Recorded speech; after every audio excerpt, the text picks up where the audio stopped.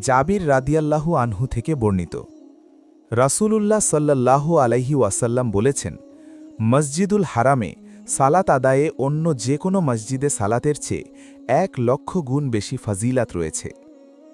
অন্য এক বর্ণনায় আবু হুরায়রা রাদিয়াল্লাহু আনহু বলেন, রাসূলুল্লাহ সাল্লাল্লাহু আলাইহি ওয়াসাল্লাম বলেছেন, আমার এই মসজিদে অর্থাৎ মসজিদে নববীতে 1 রাকাত সালাত আদায় অন্য মসজিদে 1000 রাকাত সালাত আদায়ের চাইতেও উত্তম, কিন্তু মসজিদুল হারাম ব্যতীত।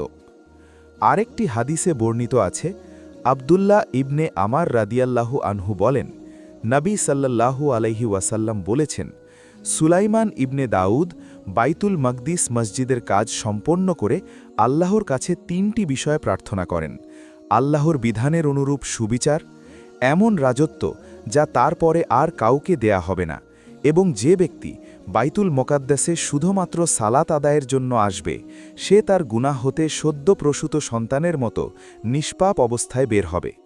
অতঃপর নবী সাল্লাল্লাহু আলাইহি ওয়াসাল্লাম বলেন, প্রথম 2টি তাকে দেয়া হয়েছে, আর আমি আশা করি তৃতীয়টি আমাকে দান করা হবে।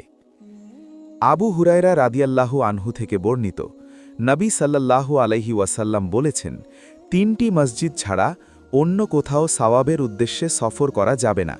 এই মসজিদগুলো হল মসজিদুল হারাম, রাসূলুল্লাহ সাল্লাল্লাহু আলাইহি ওয়াসাল্লামের মসজিদ এবং মসজিদুল আকসা।